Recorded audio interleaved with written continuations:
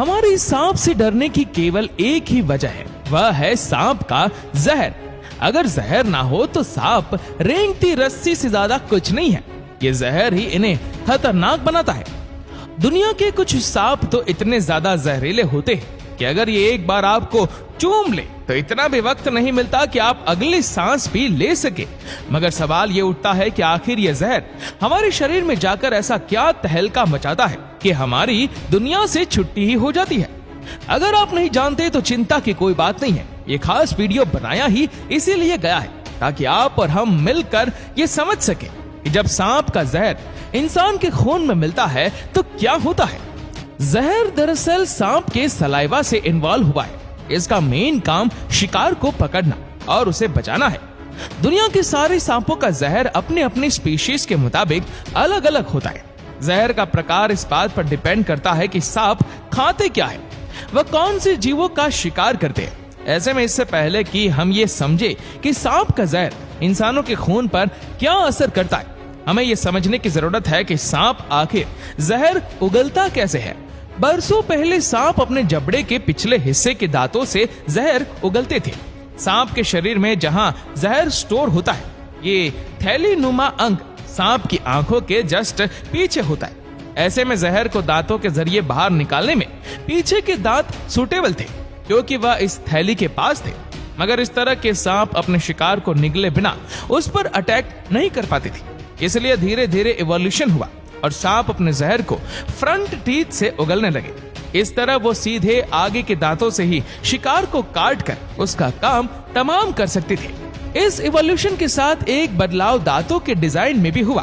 पहले सांप के दांतों से जहर बाहर की तरफ से टपकता था, मगर धीरे धीरे दांतों में कैविटीज बनने लगी ताकि जहर को एक रास्ता मिल जाए। ये कैविटीज समय के साथ गहरी होती चली गई और एक वक्त ऐसा आया कि दांत अंदर से पूरी तरह से हॉलो हो गए, यानी अब इन दांतों के अंदर जहर बह सकता था। इस खास इवोल्यूशन की मदद से अब सांप अपने शिकार के शरीर के अंदर सीधे तौर पर जहर इंजेक्ट कर सकते हैं। हालांकि ये इवोल्यूशन दुनिया के सारे सांपों में नहीं हुआ। आज भी दुनिया के 1/7 स्नेक ही जहर को सीधे इंजेक्ट कर पाते हैं। कौन सा वेनम इस दुनिया का सबसे खतरनाक वेनम है, ये कह पाना थोड़ा सा मुश्किल है क्योंकि सारे वेनम की अपनी अलग अलग स्पेशलिटीज है। जैसा कि मैंने बताया, सांप के जहर का प्रकार उसके द्वारा शिकार किए जाने वाले जीवों पर डिपेंड करता है। साथ ही ये इस बात पर भी डिपेंड करता है कि सांप कौन सा है, उसने किस जानवर को काटा है और कितनी क्वांटिटी में जहर शिकार के शरीर में पहुंचा है। ये जीव भी सांप के जहर से खुद को सुरक्षित करने के लिए अपने अंदर एंटीबॉडीज डेवलप करते रहते हैं। जैसे हनी बेजर पर किंग कोबरा के जहर का कोई असर नहीं होता क्योंकि इन जीवों ने खुद को कोबरा के जहर से पूरी तरह से सुरक्षित कर लिया है।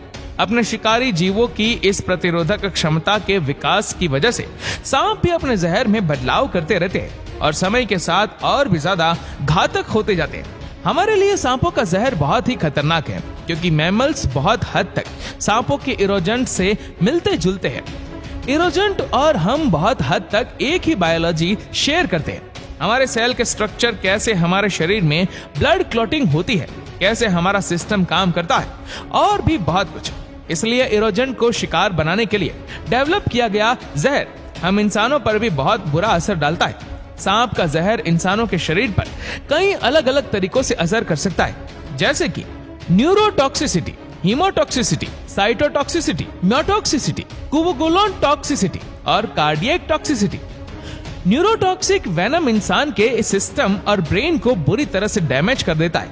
ये जहर सीधे न्यूरोट्रांसमीटर्स पर हमला करता है। ये वो केमिकल है जो न्यूरॉन्स के थ्रू माइंड तक सिग्नल पहुंचाने का काम करते हैं। ब्रेन डैमेज होते ही इंसान की मौत हो जाती है। डीमोटॉक्सिक वेनम आपके शरीर में ब्लड क्लॉटिंग को रोक देता है, जिससे खून पतला होने लगता है और इंटरनल ब्लीडिंग शुरू हो जाती है। ब्लड क्लॉटिंग रुक जाने से घाव भी नहीं बढ़ते और ऐसी अवस्था में इंसान की मौत लगभग तय मानी जाती है। साइकोटॉक्सिक वेनम शरीर की सेल पर अटैक करता है। इस जहर के असर से सेल्स अंदर ही अंदर गलने लगती है और उनमें छाले और फफोले पड़ने लगते हैं, जिससे सेल्स मरने लगती है और धीरे धीरे इंसान की मौत हो जाती है। म्यूटॉक्सिक वेनम मसल्स पर अटैक करता है, जिससे इंसान का शरीर लकवाग्रस्त हो जाता है। कभी कभी पैरालिसिस के दौरान इंसान की मौत भी हो जाती है। कोवगुलोन टॉक्सिक वेनम इंसान के खून की क्लोटिंग प्रोसेस को बहुत फास्ट कर देता है, जिससे शरीर के अंदर जगह जगह खून के थक्के जमने लगते हैं और ब्लड सर्कुलेशन रुक जाता है, जिससे अल्टीमेटली इंसान की मौत हो जाती है। कार्डियक टॉक्सिक वेनम सीधे हार्ट पर असर करता है, जिससे इंसान का दिल काम करना बंद कर देता है और उसकी मौत हो जाती है। इससे भी डरावनी बात तो ये है कि बहुत से सांपों के जहर में इन टॉक्सिक के कंपाउंड पाए जाते हैं, यानी इनका वेनम एक से ज्यादा तरीकों से इंसान के शरीर पर अटैक करता है। अब आप अंदाजा लगा सकते हैं कि सांपों के काटने से कोई भी बच क्यों नहीं पाता है। क्या होता है जब सांप का जहर इंसान के खून में मिक्स होता है। यहाँ इन 2 ग्लास में इंसानी खून रखा हुआ है। खून को 2 अलग अलग जार्स में निकाल लिया जाता है। एक जार में खून के साथ थोड़ा सा पानी मिक्स किया जाता है और दूसरे जार में खतरनाक स्नेक्स का जहर की केवल 1 बूंद ही मिलाई गई है, ताकि इसके कम से कम क्वांटिटी के असर को नोटिस किया जा सके। ये बस चंद पलों की बात थी और जहर ने अपना असर दिखाना शुरू कर दिया। 3 सेकंड से भी कम समय में खून एक जेली के रूप में बदल गया। लिक्विड स्टेज में रखा खून जमकर सॉलिड हो गया, वहीं दूसरी जार में रखा खून अभी भी लिक्विड स्टेज में ही था। इंसानी शरीर में कई लीटर खून होता है, ऐसे में शरीर में छोटे छोटे खून के थक्के जमते हैं। ये कोवगुलोटॉक्सिसिटी का ही असर है, जिसके बारे में हम पहले बात कर चुके हैं कि किस तरह ब्लड सर्कुलेशन रुकता है और इंसान की मौत हो जाती है। अब सांप से इतना भी डरने की जरूरत नहीं है, क्योंकि साइंस ने बहुत ही तरक्की कर ली है और अब जहरीले से जहरीले सांपों के कांटे का भी इलाज संभव है। मेडिकल टर्म में इस दवाई को एंटी वेनम कहा जाता है। कमाल की बात यह है कि दवाई जहरीले सांपों से ही बनाई जाती है। हाँ, लेकिन इन सांपों से जहर उगलवाना कोई आसान काम नहीं है। ये बहुत ही जोखिम भरी प्रैक्टिस होती है और इसीलिए हमेशा एक्सपर्ट द्वारा ही परफॉर्म की जाती है। इसके लिए दुनिया भर के अलग अलग हिस्सों के जहरीले सांपों को किसी लैब में इकट्ठा किया जाता है, जहां इन्हें अलग अलग रैक्स में रखा जाता है, जहां इनके पालन पोषण और खान पान का ख्याल रखा जाता है, ताकि सांप लंबे समय तक स्वस्थ रहे और ज्यादा से ज्यादा जहर प्रोड्यूस करे। सांप से जहर निकालने के लिए पहले उसके मुंह को एक ग्लास के पीकर पर दबाया जाता है। सांप के जबड़े के अगले हिस्से पर जैसे ही प्रेशर पड़ता है, वो अपने आगे के दांतों से जहर उगलने लगता है। बीच बीच में उंगलियों से सांप की आंखों के नीचे के हिस्से को भी दबाया जाता है, ताकि सांप की जहर की थैली पर प्रेशर पड़े और ज्यादा से ज्यादा जहर एक्सट्रैक्ट किया जा सके। बाद में सांप को बड़ी सावधानी के साथ वापस उसकी रैक्स में रख दिया जाता है। इस तरह एंटी वेनम बनाने के लिए वेनम तैयार है। हालांकि एंटी वेनम बनाना कोई आसान काम नहीं है। जैसा कि हम बात कर चुके हैं कि ज्यादातर सांपों के जहर में अलग अलग टॉक्सिक के बहुत से कंपाउंड होते हैं, इसलिए इनके लिए एंटी वेनम बनाना भी उतना ही मुश्किल काम है। एंटी वेनम बनाने से पहले वैज्ञानिकों ने लैब में पाले गए कई सारे चूहों पर दुनिया के अलग अलग सांपों के वेनम का अलग अलग क्वांटिटी में टेस्ट किया, ताकि एंटी वेनम के डोज की क्वांटिटी का पता लगाया जा सके। आपको जानकर हैरानी होगी कि एक एंटी वेनम बनाने के लिए एक बार में निकाले गए औसतन 15 से 20 सांपों के जहर की जरूरत होती है।